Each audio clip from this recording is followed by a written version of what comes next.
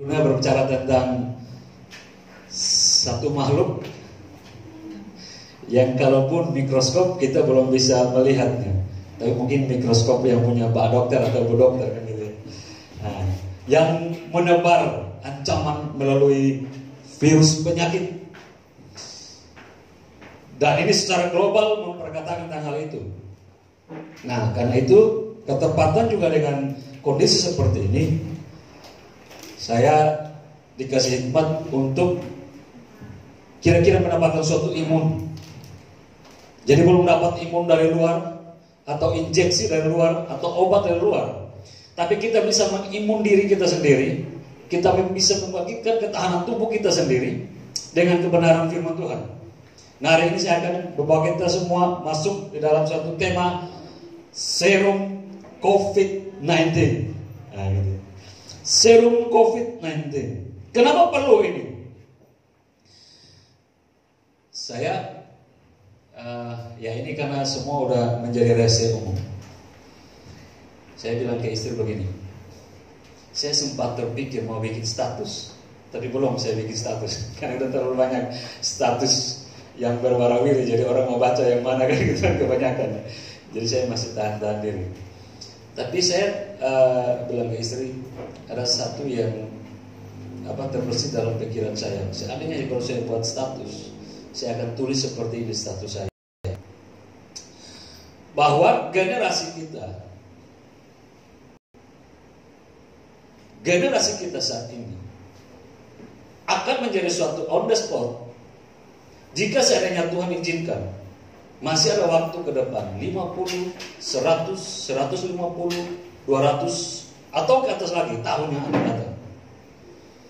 Generasi kita pada saat ini akan menjadi suatu buah bibir ke masa-masa yang akan datang, dengan berita bahwa dahulu pernah terjadi di suatu masa, karena ketakutan yang lahir secara global, oleh karena alasan banyak korban dan meninggal dari suatu sakit penyakit,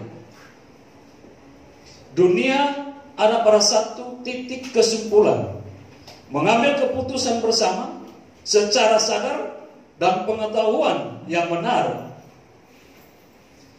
melintasi seluruh kepercayaan termasuk Kristen. Di situ gereja tutup. Dan gereja pernah mengalami suatu masa di mana mengalami ketakutan bersama secara dunia, entah itu mau alasan ketakutan atau tidak dalam tanda kutip, tapi suatu kewaspadaan tingkat tinggi. Dunia, gereja secara global pernah menutup diri untuk tidak beribadah. Saya bilang begitu. Seandainya kalau saya tulis suatu masa nanti di mana generasi kita akan dikenal seperti suatu on the spot, 100 atau 200 tahun pernah terjadi gereja tutup untuk tidak beribadah oleh karena suatu penyakit yang mewabah. Nah, ini luar biasa. Tapi ini karena semua dalam keputusan bersama, dan ini memang kenyataan. Mengapa sampai gereja pun menutup diri atau sampai dalam tanda kutip meliburkan diri untuk beribadah? Karena memang secara nyata tidak salah, sepertinya tidak salah. Karena ada satu momen di mana di luar kekuasaan manusia diizinkan suatu hal yang disebut dengan COVID-19 untuk menguasai dunia ini, dan semua manusia ada dalam kekhawatiran itu. Saya coba cari-cari, kenapa ya alasan terjadi seperti ini? Kita punya banyak informasi ya. Tapi puji Tuhan, saya semalam klik dari situs yang ada di Indonesia, ada 7 situs yang dapat dipercaya untuk update setiap informasi. 6 itu ada di Indonesia, secara Indonesia, terus berapa wilayah, Jakarta, Jawa Tengah, dan beberapa, tapi yang ke-7 itu secara global. Nah, ini ada situs resminya. Nanti Bapak Ibu Saudara bisa lihat situ. Ini terupdate dan ini situs resmi. Semalam saya cari-cari, ternyata dapat ini. Maret tanggal 21 2020. Ini jam 15.45, berarti hampir jam 4 ya. Hampir jam 4 sore dirilislah ini. Case virus corona. Nah, di dalam data itu ada 186 negeri plus 1 wilayah teritorial internasional atau wilayah bebas. Dari data itu tercatat, perhatikan, ada 186. Itu sudah termasuk dengan 1 wilayah bebas internasional. Saya lihat coba datanya, wow, itu luar biasa. Cina di angka pertama. Perhatikan baik-baik ya. Kenapa saya catat ini? Cina totalnya itu kasus corona ini 81.000. Dan kemarin, pada hari kemarin ya, berat Sabtu ya, itu dia ada tambahan 41 kasus. Tapi yang dari 81.000 ini yang mati 3.255. Dan kemudian tambahan yang mati baru lagi plus 7. Tapi perhatikan dari semua 81.000 yang recover, artinya yang sembuh 71.000. Nah, Italia kedua, seterusnya Spanyol ketiga, Jerman keempat, Iran kelima, Amerika keenam, Indonesia ke 36 urutan dunia. Ini terupdate yang kemarin loh. Di angka 450 kasus. Tapi kasus baru plus 81. Berarti tinggal tambah aja kan gitu. Yang mati dari 450 38. Tapi kemudian plus ada 6 lagi yang menyusul. Tapi ada penyembuhan, ada kesembuhan 20. Nah, total semua dari 186 negara plus 1 wilayah teritorial bebas ini, total semua yang kasus ini corona 288.044 jiwa. Yang mati 11.949 orang. Yang sembuh 93.617 orang. Ini sumbernya World Matters. Tinggal Bapak Ibu lihat.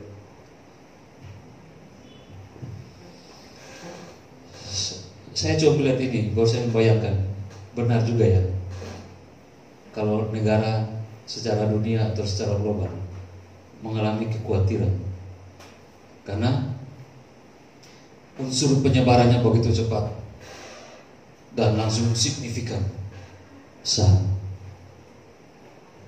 dan itu melahirkan ketakutan secara global. Tapi kita jangan lupa, ini ada loh, ada recovery-nya di sini, ada kesembuhan di sini.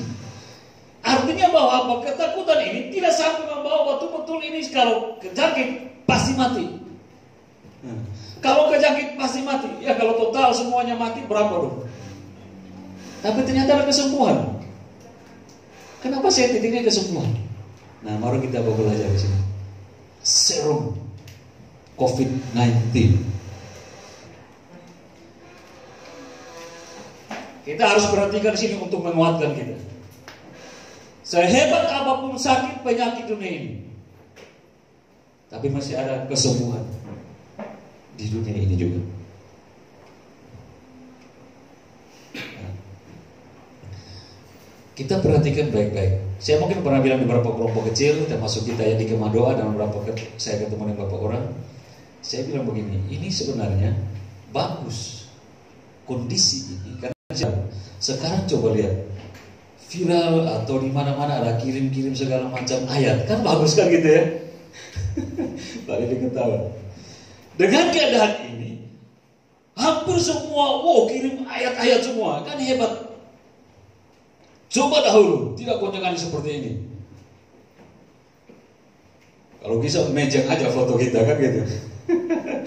Hari ini makan di mana, besok makan di mana, besok shopping di mana, besok shopping di mana. Tapi sekarang laku keras ayat-ayat Injil. Laku keras firman-firman Tuhan. Diedit lalu dikirim. Menarik. Kalau Tuhan bilang, nah ini kayaknya ini maksud saya nih kan gitu.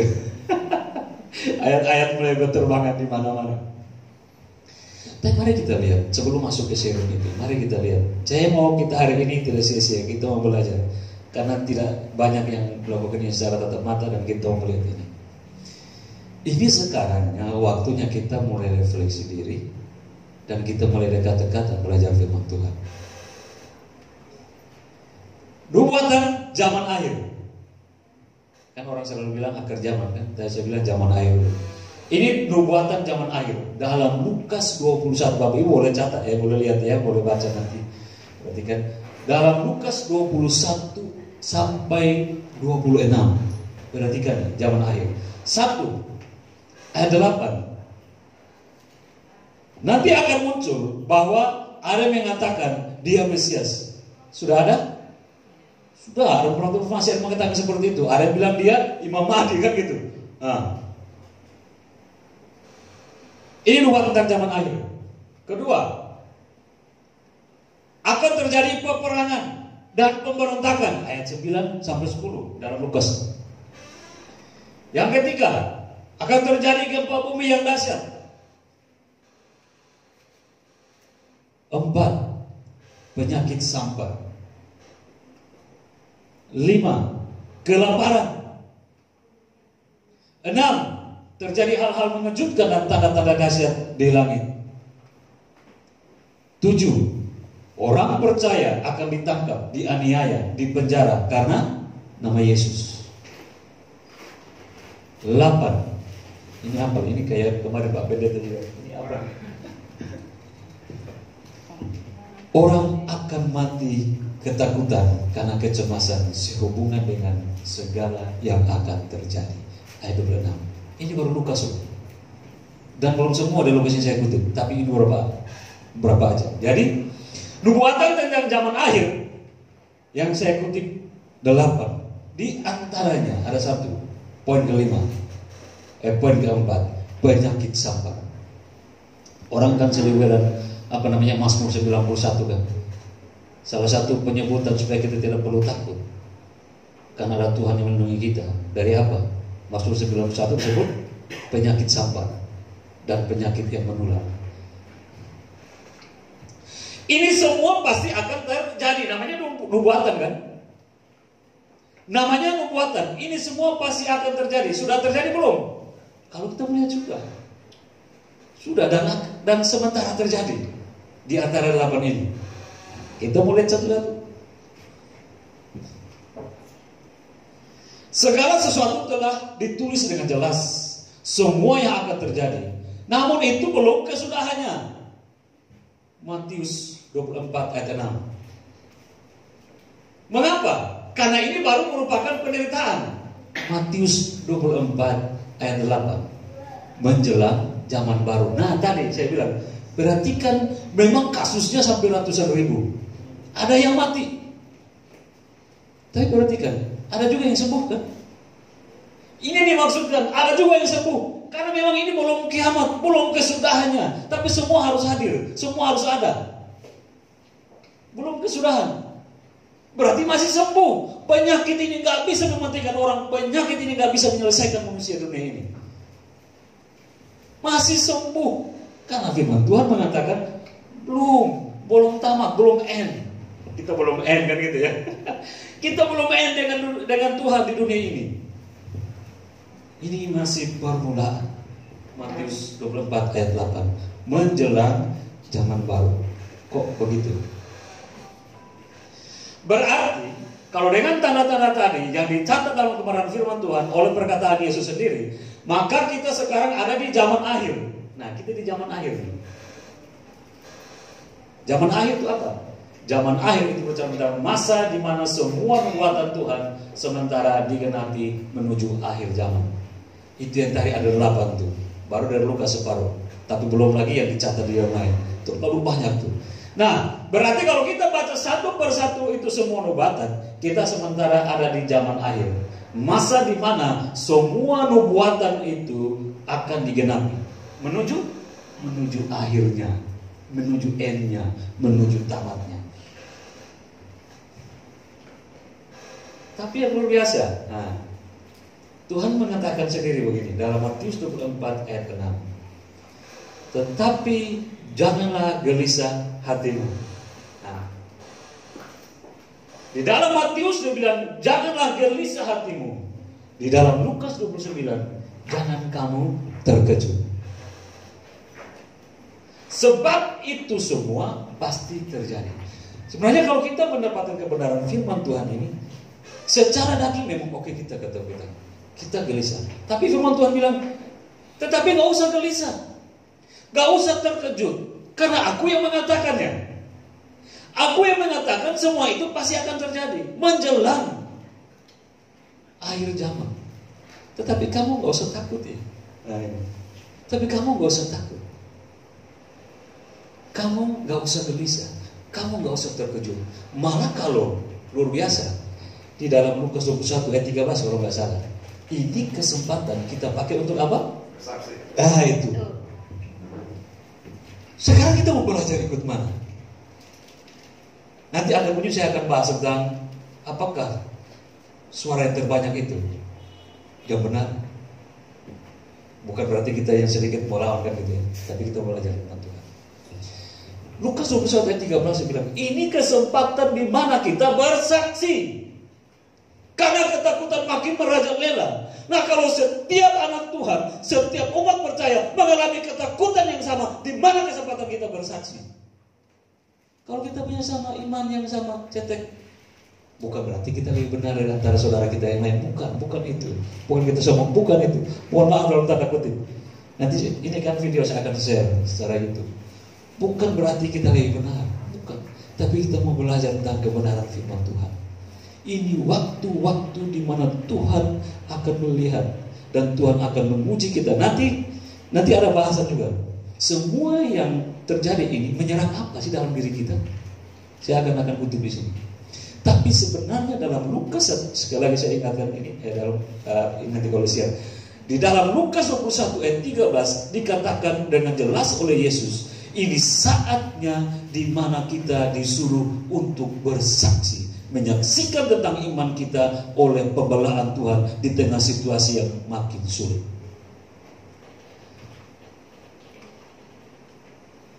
Bagaimana kita tidak takut?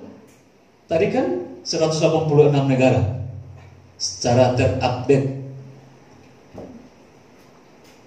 dari Worldmaker. Plus 1 wilayah teritorial, wilayah bebas internasional. Total semua ada ratusan ribu yang mengalami kasus corona dan meninggal pun banyak. Bagaimana kita tidak takut? Kan gitu ya. Pasti secara daging, secara mulia kita ketakutan, betul. Kenapa kita tidak takut sementara dunia mengalami kepanikan menghadapi virus yang satu ini?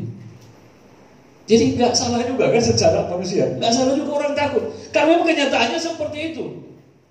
Kenyataannya seperti itu. Lalu kalau kita bertanya, lah kita, ya udahlah kita nggak usah takut. Mau gimana lagi kan gitu? Emang sudah ada di depan mata kita. Terus mungkin orang bertanya begini, lah kalau kita tidak takut, kalau begitu apa yang kita punya sebagai penangkal? Kalau kita berkata kita nggak perlu khawatir, kita nggak perlu takut, kita punya apa? Kita punya kekuatan apa? Kita punya penangkal apa? Ini satu-satunya jawaban kita. Cuma Alkitab. Kita cari apa ya? Sebentar lagi kloroquine ya. Sebentar lagi kloroquine mungkin akan hilang dari darah kalau memang itu menjadi cara penyembuhan. Makanya kalau cepat masih bisa ada kesempatan belilah kan gitu ya. Tapi otomatis karena rebutan harganya makin akan naik. Masker yang dulu 25.000, 30.000 satu pak, sekarang di angka 250 sampai 300.000.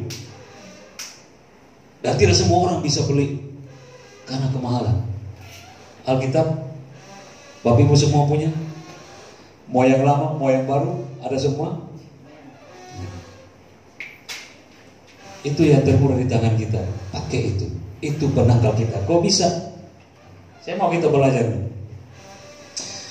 Mengapa Alkitab menjadi penangkal yang terkuat untuk orang yang percaya? Karena ini adalah firman Tuhan yang mengajarkan kepada kita kebenaran dan memberikan kekuatan untuk menghadapi masalah. Tidak ada satu kekuatan dunia ini, tidak ada sesuatu yang menjadi jaminan dunia ini membuat kita mengalami kekuatan dan bisa menghadapi virus yang satu ini. Tapi hanya firman Tuhan di dalam Alkitab kita lah yang menjadi garansi atau jaminan memberikan kekuatan kepada kita. Kita boleh mempersiapkan segala sesuatu. Kita boleh cari segala sesuatu, infektan dan lain sebagainya. Tapi itu tidak menjamin. Terlalu banyak orang kaya yang sekarang mati kan gitu ya. Bahkan ada banyak pejabat yang mati. Kurang apa perlindungan diri mereka. Tapi toh begitu pun tembus. Lalu kita yang kita tidak sebanding dengan mereka, yang tidak punya uang banyak dengan mereka, yang tidak punya jabatan dengan mereka, kita masih hidup sampai saat ini. Saya terlalu yakin firman Tuhan yang membela kita. Amin. Firman Tuhan yang melindungi kita. Nah, Alkitab yang menjadi pegangan kita, menjadi penangkal untuk semua segala sesuatu virus yang terjadi. Karena Alkitab adalah firman Tuhan yang mengajarkan kebenaran dan sekaligus melahirkan kekuatan kepada kita. Inilah serum. Nah, ini mulai masuk dalam tema kita. Inilah serum yang paling hebat, melebihi segala serum di dunia ini. Kan kalau kita bilang Alkitab serum, coba Pak tunjukkan serumnya apa sih? Banyak, tapi saya kutip dua aja. Satu, Amsal 17 ayat 22, kita baca bersama-sama. 1, 2, 3. Hati yang gembira adalah obat, tetapi semangat yang patah mengeringkan tulang. Hati yang gembira adalah obat yang manjur, tetapi semangat yang patah mengeringkan tulang. Kesimpulannya, ya mau gimana lagi? Kalau dulu orang bilang Belanda masuk jauh, sekarang Belanda sudah depan mata. Ya mau bagaimana lagi? Dan kita bilang sudah sukacita aja, kan gitu. Ya sudah sukacita aja menghadapi tantangan ini. Karena dia bilang apa? Kalau kita patah semangat, kita khawatir itu akan menggerogoti kita, menggerogoti kita. Nggak salah ya, menggerogoti kita kan gitu. Lah kalau kita patah semangat, itu yang akan menjadi senjata Tuhan untuk melumpuhkan tulang kita. Artinya membuat kita makin lemah. Tapi firman Tuhan bilang, lu mau apa lagi kan gitu. Belanda sudah depan matamu, gak bisa lagi angkat senjata untuk melawan. Sukacita di dalam apa? Di dalam Tuhan. Yang kedua, cuma dua aja nanti ya. Markus 5 ayat 36. 1, 2, 3. Jangan takut, percaya saja. Masa sih Pak? Hanya dengan hati yang gembira adalah obat. Masa sih Pak benar seperti itu? Ya saya itu nggak tahu, itu perkataan Tuhan. Saya hanya melanjutkan aja kan gitu. Ya saya juga nggak tahu. Tapi saya meyakini itu benar. Makanya firman Tuhan lanjut dalam Markus 36. Lu mau percaya atau enggak, lu mau yakin atau enggak, kalau mau selamat ya sudah, percaya aja. Lah kalau kita mulai lagi menafsirkan, tapi ini bukan masanya. Ini bukan kondisinya Pak. Masa kita mau bersukacita? Ditegaskan dalam Markus 5 ayat 36. Percaya saja. Nah ini bukan perkataan saya. Lah kalau kita pegang kebenaran firman Tuhan, kita meragukan. Sementara Tuhan Yesus bilang, percaya saja. Lah kita mau ikut yang mana? Lah kalau diperlakukan seperti Paulus dan Petrus dan Yohanes waktu diperlakukan dengan mahkamah agama orang-orang Farisi ahli Taurat. Petrus bilang begini, terserah bagimu. Kau mau percaya atau tidak? Tapi kami akan terus percaya kepada Allah. Nah ini kan perkataan iman. Di antara banyak orang gak percaya. Tapi Petrus bilang, terserah padamu, terserah pada kalian, mau percaya atau enggak, tapi kami percaya kepada Allah. Nanti di belakang lagi, apa itu iman sih? Jadi ini 2 poinnya. kita punya suplemen, kita punya serum untuk menangkal segala kelemahan yang bisa merenggut kita. Baru dua firman Tuhan, gembira saja menghadapi itu, karena kita gak punya kekuatan apa-apa. Kok bisa? Tapi begini-begini. Balik lagi Markus bilang, Yesus bilang, percaya saja, gak usah banyak mikir. Percaya saja, gak usah banyak mikir. Kesimpulannya percaya ya. Nah, kata saya bilang serum COVID-19. Serum itu apa sih? Kan saya bukan orang dokter kan.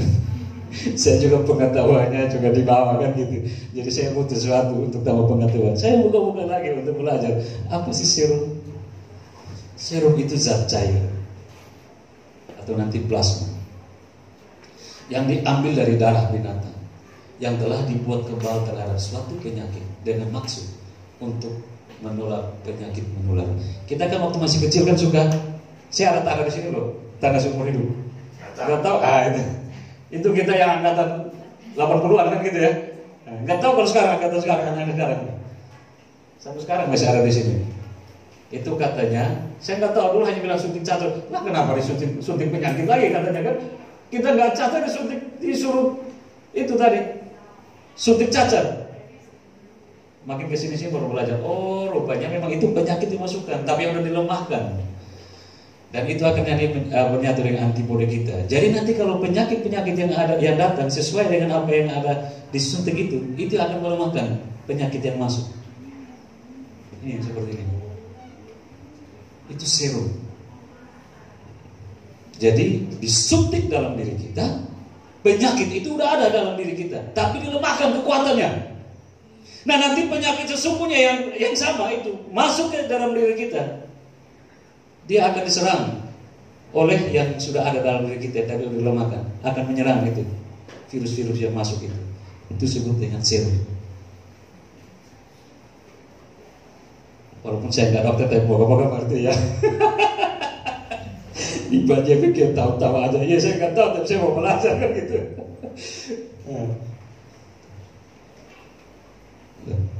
Kok nggak bisa lagi?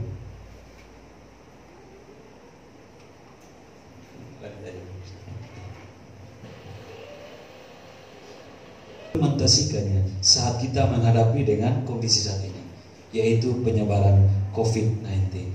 Apa sih COVID-19? Saya juga nggak tahu, tapi saya mau baca-baca.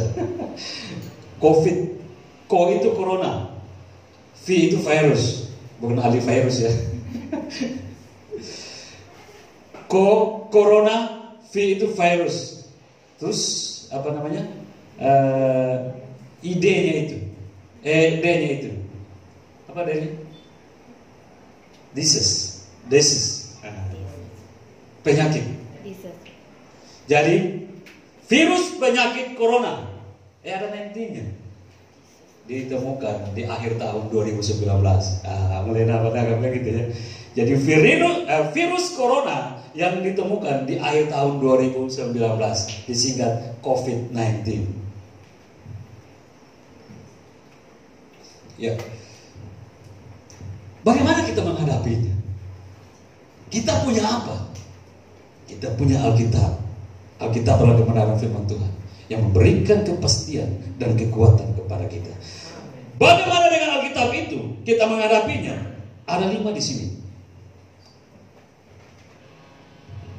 Kita belum baca firman Tuhan. Oke lah, kita buka Efesus. Kita buka Efesus. Efesus 5 ayat 15 sampai 20. Efesus 5 ayat 15 sampai 20. Semoga kita agak bertahan dulu ya, karena di luar juga gak ada orang lalu lalang kan gitu. Di luar sepi, jadi biar kita lebih lama di dalam rumah Tuhan kan, jadi kita bahas rumah Tuhan. Sudah dapatkan? Kalau sudah, mari kita baca secara bersama-sama Efesus 5 ayat 15 sampai 20. 3, 2, 1. Karena itu perhatikanlah dengan seksama bagaimana kamu hidup. Janganlah seperti orang bebal, tetapi seperti orang arif. Dan pergunakanlah waktu yang ada, karena hari-hari ini adalah jahat. Sebab itu janganlah kamu bodoh, tetapi usahakanlah supaya kamu mengerti kehendak Tuhan. Dan janganlah kamu mabuk oleh anggur, karena anggur menimbulkan hawa nafsu. Tetapi hendaklah kamu penuh dengan Roh, dan berkata-katalah seorang kepada yang lain dalam mazmur, kidung puji-pujian dan nyanyian rohani. Bernyanyi dan bersoraklah bagi Tuhan dengan segenap hati. Ucaplah syukur senantiasa atas segala sesuatu dalam nama Tuhan kita Yesus Kristus kepada Allah dan Bapa kita. Sampai di situ. Bagaimana kita menyikapi virus ini dengan kekuatan firman Tuhan? Ada 5 waktu saya mengenal ini. Pertama, milikilah hikmat. Berbicara tentang hikmat atau berhikmat. Milikilah hikmat. Perhatikan ayat 15 dan 17. Karena itu perhatikanlah dengan seksama bagaimana kamu harus hidup. Janganlah seperti orang bebal, tetapi seperti orang arif. Ayat 17. Sebab itu janganlah kamu bodoh, tetapi usahakanlah supaya kamu mengenal kehendak Tuhan. Hanya orang yang berhikmat yang mengenal kehendak Tuhan. Hikmat di sini tidak berbicara tentang pintar secara akademik, tetapi hikmat di sini berbicara tentang apa? Hikmat yang dimaksud adalah mengenal dan mengerti kehendak Tuhan. Hosea 4 ayat 6 bilang apa kalau orang tak mengenal Tuhan? Umatku binasa karena tidak mengenal Allahku. Wah, luar biasa kan gitu. Umatku binasa karena tidak mengenal Allahku. Kalau begitu, kita berhikmat dan kita mengenal Allah. Maksudnya kita mengenal Allah dalam hal apa? Kata sini. 1. Kita mengenal Allah sebagai yang berkuasa memelihara hidup kita. Ini serum yang luar biasa untuk kita. Dalam menghadapi situasi yang mulai gonjang-ganjing penuh kekutiran kita, mari kita belajar hikmat. Kita mau mengenal Allah bahwa ada satu pribadi yang besar yang berkuasa memelihara hidup kita. Kejadian 17 ayat 1 sampai 5. Tuhan bilang kepada seorang yang sangat beriman di muka bumi ini, dan dia dipanggil dengan bapa segala orang beriman. Siapa namanya? Abraham. Pada usia 99. Opa Edi 74. Masih kalah jauh ya Opa Edi ya. 99 tahun. Opa Edi 74 sudah punya cucu ya. Bahkan mau sedikit cicit ya. Dia belum punya apa-apa. 99, bayangkan. Opa Edi udah anggaplah renta seperti ini. Bayangkan 99 bagaimana lagi. Puji Tuhan ada Opa Edi sehingga kita membayangkan Bapak Abraham itu seperti apa kan tuanya. 99 tahun. Firman Tuhan datang kepada dia. Abraham, Abraham, aku akan menemukan janjiku dan engkau. Nanti engkau akan punya keturunan yang sangat banyak. Karena itu percayalah. Dan aku akan mengubahkan namamu. Memanggil namamu bukan lagi Abraham, tapi Abraham. Dari sini saya lihat konteks ini. Bagaimana kalau Tuhan belum selesai? Tadi saya bilang, kalau Tuhan belum selesai, Tuhan belum end atau menematkan seseorang, karena ada maksudnya untuk orang itu. Entah dia mau sudah mati tidak jadi mati, entah dia sudah renta, sudah peot dan orang bilang sudah mau masuk kubur gak mati-mati. Belum selesai urusan Tuhan dengan dia. Nah, kalau belum urusan selesai Tuhan dengan pribadi itu, maka apapun kejadian dunia ini tidak akan merebut orang itu. Karena Tuhan akan memelihara orang itu sampai maksud Tuhan selesai dengan orang itu. 99 tahun. Nanti 1 tahun kemudian ke depan, genaplah 100 tahun. Janji itu terpelihara. Dia memiliki anak. Ini kan hal yang luar biasa. Sementara Tuhan sendiri bilang, satu orang pun tidak berkuasa atas hidupnya, hanya ukuran sehasta saja, 45 cm. Udah lewat kan gitu. 99 tahun, berapa langkah kita melewati itu. Tapi Tuhan sanggup memelihara. Ini yang kita harus belajar. Apapun yang terjadi, kalau Tuhan belum selesai urusannya dengan kita, Tuhan belum selesai rencananya untuk kita, nggak akan terjadi pada kita. Bukan kita paling kuat, bukan kan gitu ya. Bukan kita paling hebat, bukan kita paling beriman, tapi kita belajar firman Tuhan. Kalau kita masih hidup, berarti ada rencana-rencana Tuhan dalam diri kita. Karena itu mari kita mulai belajar firman Tuhan. Kita belajar Alkitab supaya kita tidak khawatir. Tapi kita menghadapi segala kekhawatiran, ketakutan itu dengan iman, karena kebenaran dalam diri kita. Ya, udah mulai jadi ya. Milikilah hikmat.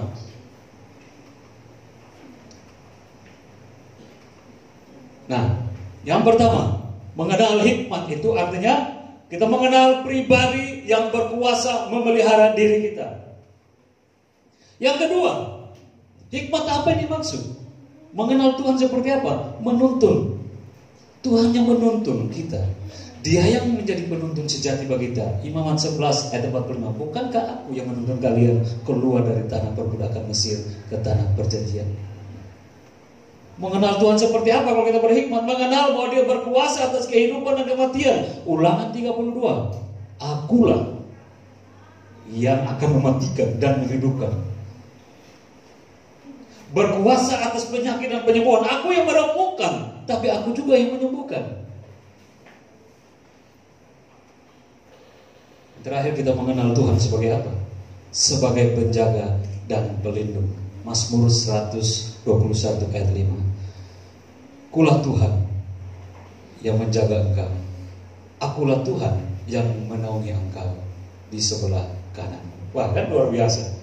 Bukankah ini lebih dari serum yang ada di muka bumi ini? Amin. Tuhan pelindung kita, Dia penjaga kita, Dia naungan kita. Apapun tidak akan terjadi pada kita kalau tidak seizin Dia.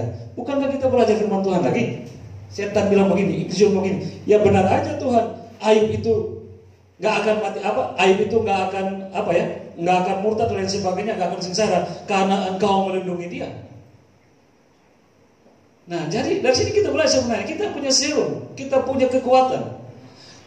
Iblis sehebat apapun, tapi dia tidak mungkin dapat menyentuh kita kalau Tuhan gak izinkan. Coba deh Tuhan, coba kau biarkan saya menguji dia. Lalu Tuhan bilang, ya udahlah, sekarang kau uji dia, tapi nyawanya jangan. Coba lihat, Tuhan masih kasih ultimatum, tapi awas ya, jangan nyawanya kau main-mainin. Nggak Tuhanku, kata Iblis itu kalau pakai bahasa Jawa kan. Nggak dorong, nggak Gusti. Nah, itu udah sampai sejauh itu. Tuhan juga bilang, kalau begitu silakan kau kerjakan apa mau iblis lakukan terhadap hambaku itu. Tapi ingat, jangan kau main-main dengan nyawanya. Itu milikku, itu bagian otoritasku. Nggak ada yang bisa diselesaikan. Oke. Jadi mau sengsara sampai apapun kan gitu. Mungkin lebih dari corona. Si Ayub alami kan gitu. Lebih dari corona, tapi nggak mati-mati. Ya memangnya Tuhan masih lindungi. Ya memangnya Tuhan masih pegang nyawanya. Nah, kalau kita pakai bahasa sederhana itu, Tuhan bilang, corona kau sekarang pergi, cari sudah. Kau cari umat Kristen corona, kau cari umat percaya. Tapi kau jangan macam-macam dengan nyawa-nyawanya ya. Itu anak-anakku. Dengan maksud supaya mereka nanti akan dikuatkan dan menjadi saksi. Nah, kalau kita mau pakai bahasa sama kan gitu. Ini serum untuk kita untuk menguatkan kita. Sekali lagi dalam tanda kutip, ini bukan karena kekuatan kita, tapi kita mau belajar untuk kebenaran firman Tuhan supaya tidak menimbulkan ketakutan. Yang kedua, kalau tadi kita perlu hikmat untuk menghadapi situasi ini, yang kedua, kita harus apa? Tetap tenang dan berdoa. Ayat 16. Dan pergunakanlah waktu yang ada, karena hari-hari ini adalah jahat. 1 Petrus 4 ayat 7. Kesudahan segala sesuatu sudah dekat. Karena itu himbauan Tuhan apa? Jadilah tenang supaya kamu dapat berdoa. Bagaimana kita bisa berdoa kalau kita sudah dipenuhi dengan segala informasi, kita sudah penuhi dengan segala kenyataan, orang semua lari bersembunyi, orang sekarang memenuhi segala harta benarnya, menumpuk segala sesuatu, kita tidak takut. Kalau orang sudah takut, bagaimana dia bisa mempersiapkan diri untuk bisa sejenak berdoa?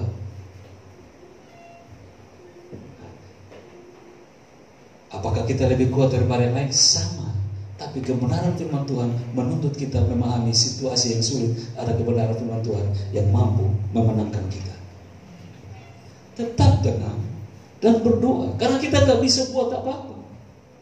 Kita mau pakai obat yang terhebat sekalipun, kita mau pakai obat yang luar biasa, yang dokter sekalipun, kalau Tuhan mengizinkan itu terjadi, selesai. Tapi Tuhan menuntut kita untuk rendah hati, tetap tenang di hadapan Tuhan, tetap cari Tuhan. Kita berdoa, itu lebih dari segala sesuatu. Mempersiapkan obat dan sebagainya boleh kan gitu ya. Pakai masker boleh. Apalagi ya, hand sanitizer boleh. Terus apa lagi ya? Ada sekarang istilahnya kan social distance. Peduli terhadap sesama kan gitu. Nah, jarak. Iya. Itu diberlakukan nggak di dalam kamar? Mohon maaf yang berpasangan kan gitu. Di rumah. Kemarin di kuburan kita saling dedekin. Seandainya social distance itu di dalam kamar diberlakukan nggak untuk Pak Sutri? Selama 2 minggu loh. Lah kalau penyakitnya nggak hilang-hilang pasti ditambahkan lagi kan gitu. Penyakit diliburkan semua. Jadi saya bercanda yang kemarin di kuburan saya bilang, kalau kita mau sempurna, ya program ini nggak salah, sebenarnya kan untuk antisipasi, waspada. Tapi harus terapkan secara betul-betul, karena siapa tahu di dalam kamar itu yang lagi mengidap, ya kan gitu kan?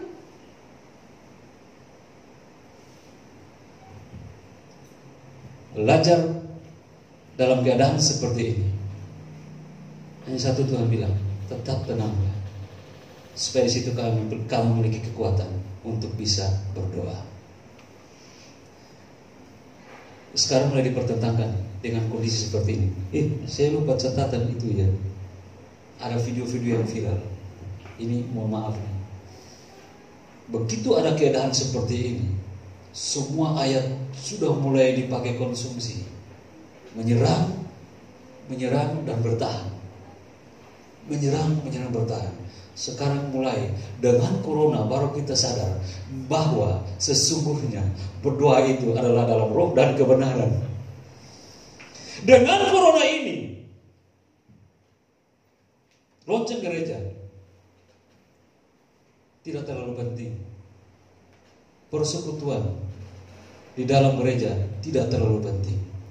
Tapi kita bisa secara masing-masing sendiri, karena kita berdoa dalam roh dan kebenaran. Ini ayat-ayat mau dikutip dan saling membenarkan diri. Oke, kalau kita pakai seperti itu ya, ada nggak Alkitab mencatatkan supaya kita belajar? Ada doa secara pribadi, tapi ada doa juga secara bersama-sama. Jadi supaya kita tidak saling menyalahkan. Saya sampai hampir jam 3 loh, sampai Bu Ira teriak-teriak, ayo Pak, supaya saya mau belajar itu kasih para jemaat kan gitu ya. Jadi kalau ketemu viral-viral yang itu, kita udah punya kebenaran firman Tuhan.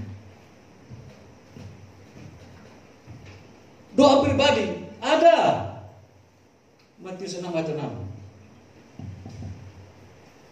Karena itu jika kamu berdoa, masuklah dalam kamar, kuncilah pintu, dan berdoalah kepada Bapamu yang di tempat tersembunyi. Dan Bapamu yang di tempat tersembunyi itu akan melihat maksudmu dan akan menjawabnya. Doa pribadi loh. Ini yang dipakai ayat sekarang. Tidak perlu persekutu. Karena berdoa itu bisa masing-masing. Betul. Tapi apakah firman Tuhan tidak menunjukkan kita bersama-sama dalam situasi yang apa? Doa berjamaah. Ini banyak ayatnya. Matius 18 ayat 20. Apa? Matius 18 ayat 20. Jika 2 atau 3 orang berkumpul dalam namaku, di situ aku ada. Ini berbicara tentang jamaah. Gitu ya. Tetap loh.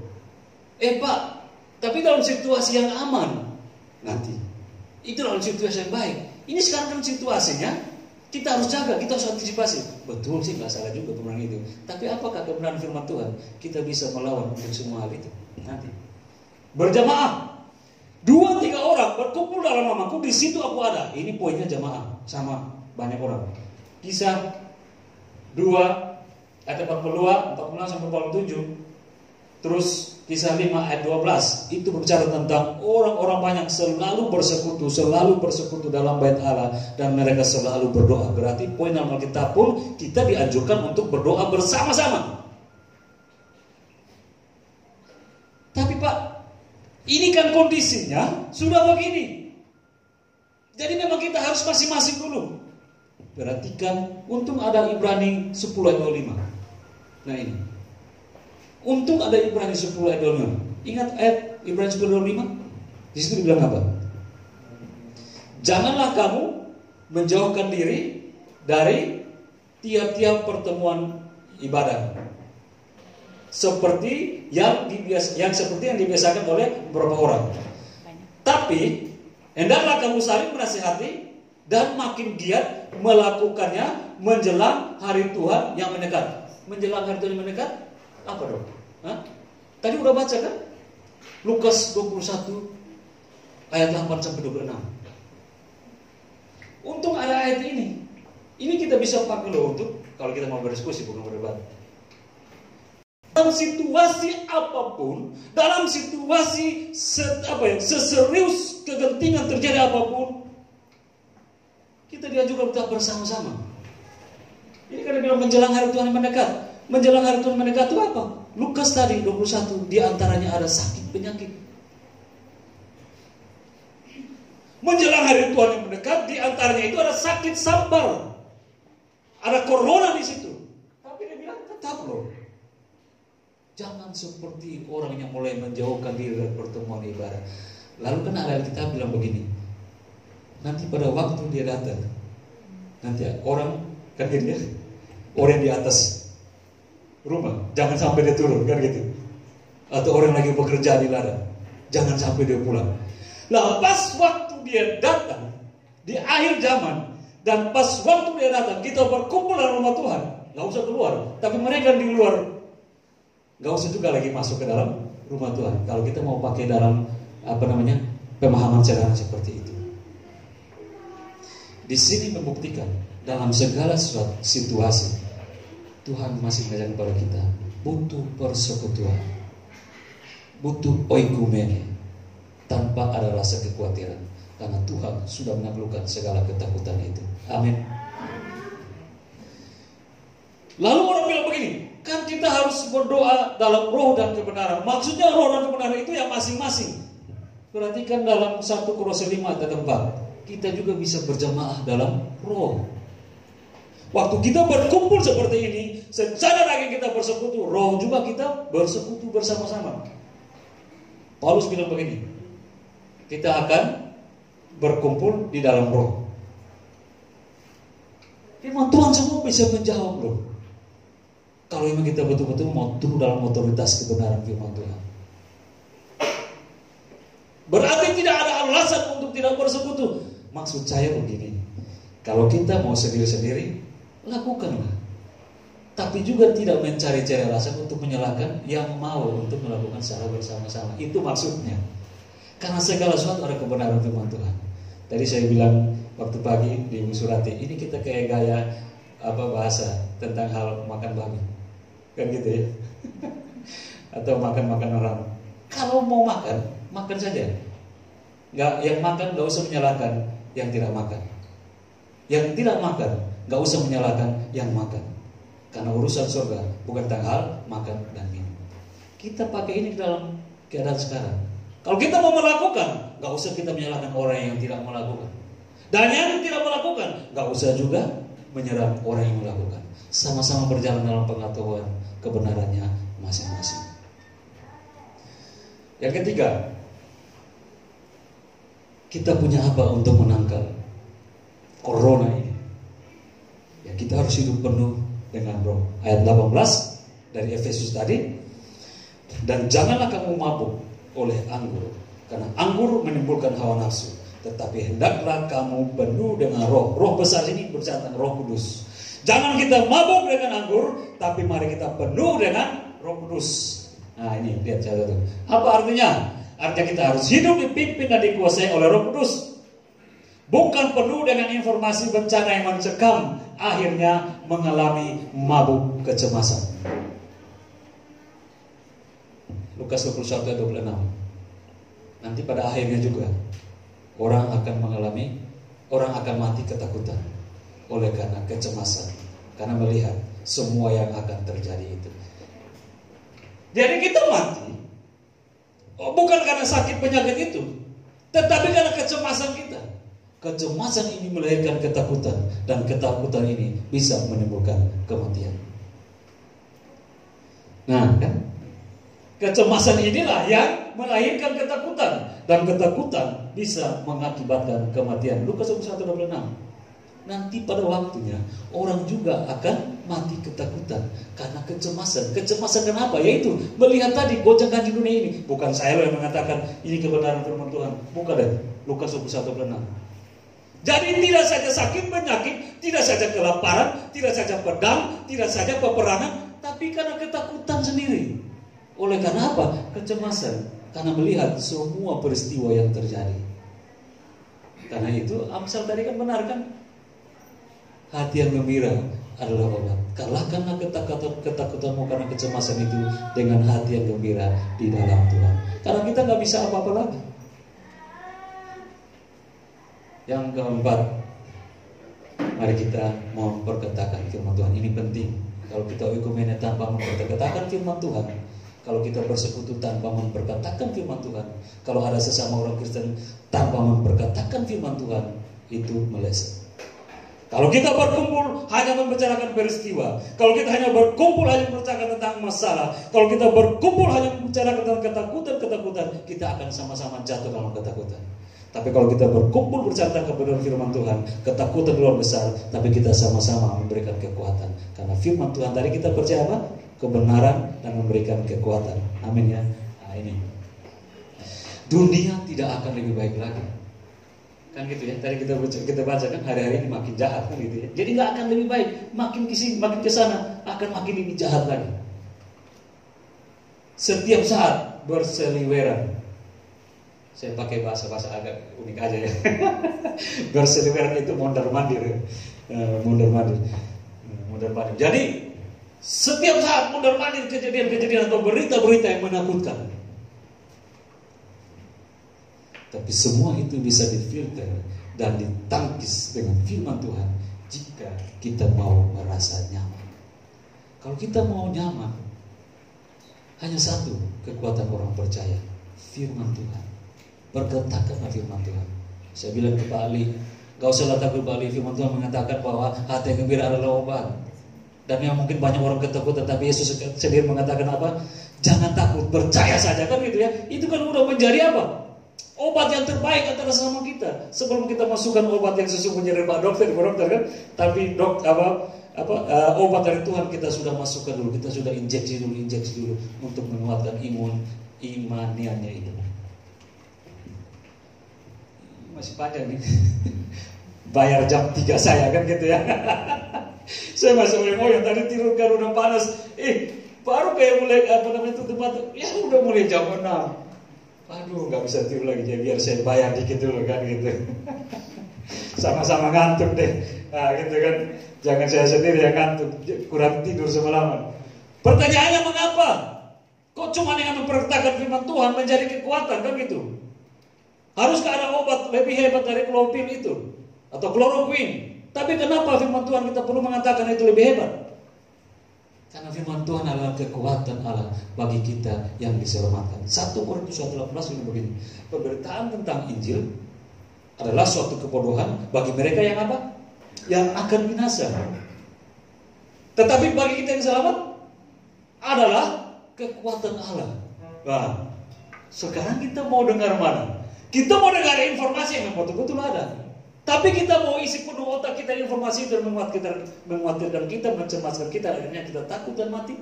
Atau kita mau isi kebenaran firman Tuhan yang dalam 1 Korintus 1:18 adalah kekuatan Allah bagi kita yang selamat. Setiap kali kita merenungkan dan memperkatakan firman Tuhan itu akan membangun kekuatan iman kita. Roma 10 ayat 17 apa? Iman timbul dari pendengaran akan virus corona. Iman timbul dari Pendengaran akan firman Tuhan.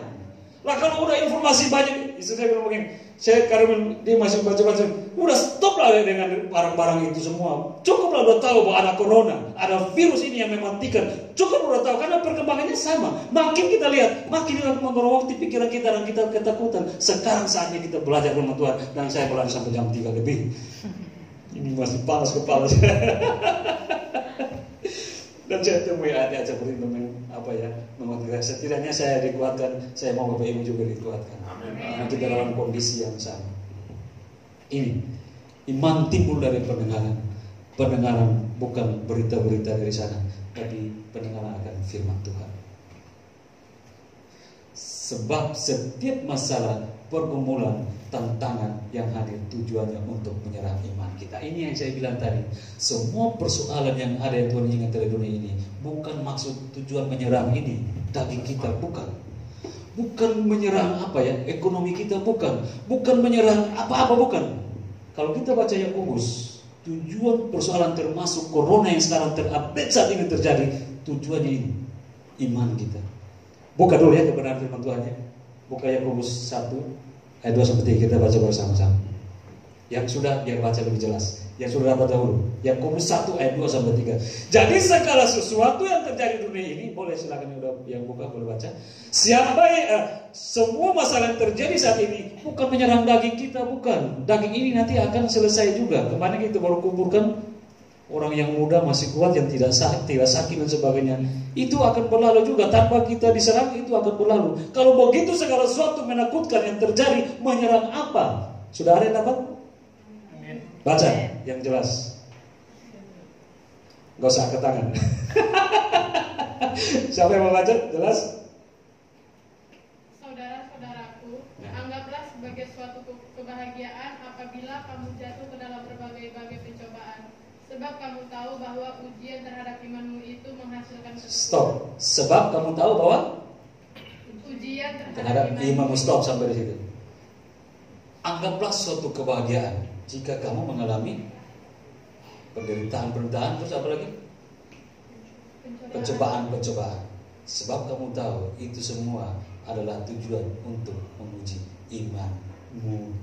Jadi bukan menguji daging kita, bukan menguji pikiran kita, bukan menguji iman kita. Sejauh mana kita bertahan di dalam kebenaran firman Tuhan, sejauh mana kita bertahan di dalam iman percaya kepada Tuhan. Itu yang terpenting yang harus kita tahu. Terakhir yang kelima. Sudah mau jam 11 kan udah lewat. Tadi kan kita udah lewat ya. Kita mulainya lewat tadi juga ya, enggak apa-apa lah. Bayarlah jam 3 saya kan gitu.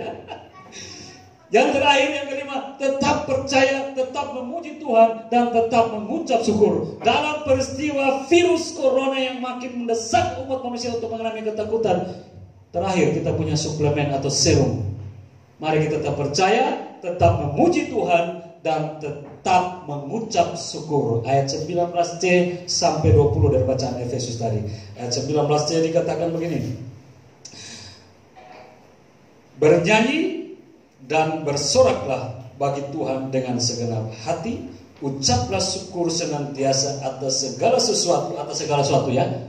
Segala sesuatu percaya, segala sesuatu baik itu keadaan baik maupun segala sesuatu dalam corona saat ini. Tetap ucaplah syukur dalam nama Tuhan kita Yesus Kristus kepada Allah dan Bapa kita. Ini salah bukan Efesus, ini Filipi. Naikkanlah segala ucapan syukur.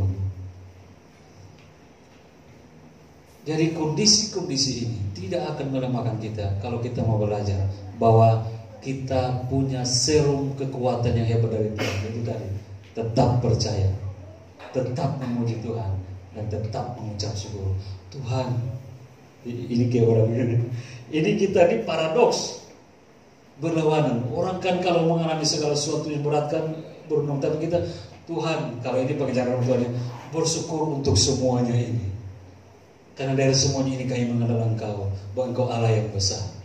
Dari semua keadaan yang menakutkan ini, di sini kami punya iman bahwa Tuhanlah yang hebat, Tuhan yang sanggup pelihara kita, Tuhan yang sanggup mengatakan kita, dan Engkau naungan jiwaku, dan ini semua tidak akan menghancurkanku karena Tuhan yang besertaku.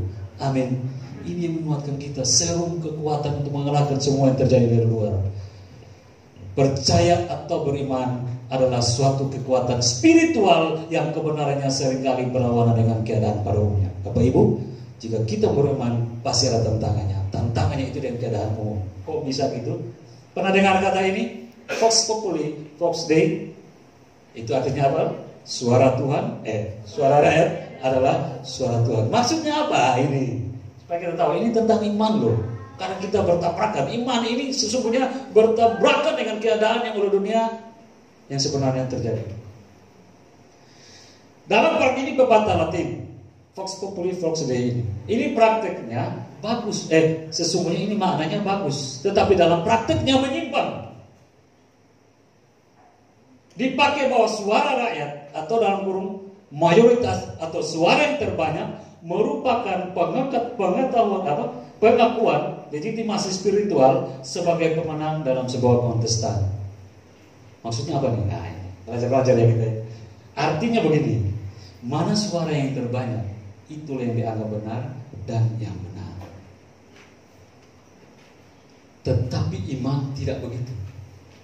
Iman berbicara tentang tidak berbicara tentang pengakuan dunia, tapi iman berbicara tentang nilai kebenaran Allah.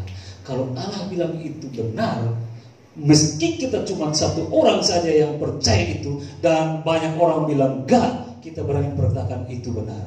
Itulah iman, berani menantang arus. Itulah iman, berani menantang semua yang sudah mengatakan bilang jangan dan tidak, tapi kebenaran firman Tuhan benar ya benar. Petrus bilang terserah bagimu mau percaya atau enggak, tapi kami tetap percaya kepada Allah.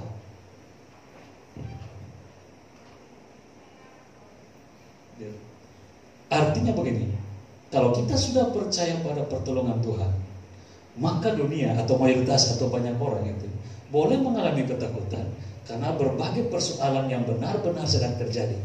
Tapi kita pasti akan merasa aman karena kebenarannya Tuhan memang sedang melindungi kita. Amin. Tadi kan kita sempat bilang Markus 5:21 sampai 42. Ini bercerita tentang apa? Ini iman yang menantang banyak orang. Kan Vox Populi, Vox Dei. Suara rakyat, suara Tuhan. Dipakai bahwa suara yang terbanyak itu yang benar, kan gitu ya. Yang sedikit itu pasti salah. Suara yang paling banyak di dunia ini itu yang paling benar, dan sedikit pasti dikucilkan. Tapi kita lihat dari Markus 5:21 sampai 42, apa kisahnya? Saya tambahkan dikit lagi ya. Udah mulai full saya jam 3 diulang penuh. Ini peristiwa tentang Yesus sementara dalam perjalanan pelayanan. Waktu dalam perjalanan pelayanan itu ada seorang yang namanya Yairus, kepala rumah ibadat. Lalu dia datang bertemu Yesus di antara orang banyak itu dan mengatakan, Yesus kasihanilah saya, anak perempuanku sakit parah. Tolong doakan dia supaya dia sembuh.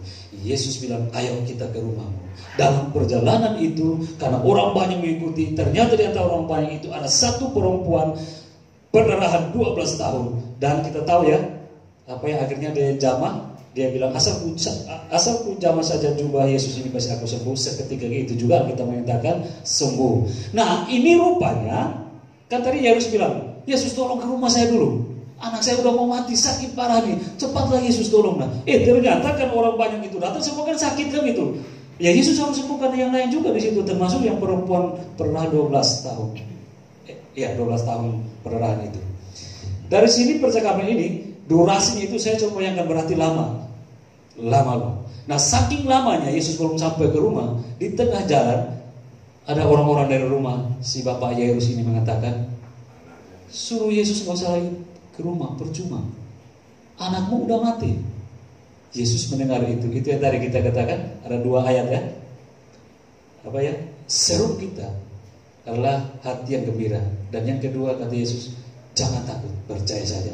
Waktu orang-orang itu mengatakan kepada Yairus, suruh Yesus gak usah ke rumah, sia-sia anakmu sudah mati. Yesus mendengar itu, dia katakan kepada Yairus yang tadi itu, jangan takut, percaya saja. Come on, kita ke rumahmu, kan gitu ya. Kalau dalam film koboi kan langsung naik kuda, langsung tang-tereng, menuju ke rumah kan gitu ya. Sampai ke rumah ini yang tadi, Vox Populi, Vox Dei, suara rakyat, suara Tuhan, suara terbanyak itu yang paling benar dan suara sedikit itu salah. Ini dihajar oleh Tuhan. Waktu sampai ke rumah, banyak orang sementara menangis. Dan betul kejadiannya benar. Anak ini sudah mati. Pakai lagi bahasa Jawa, mate kan gitu ya.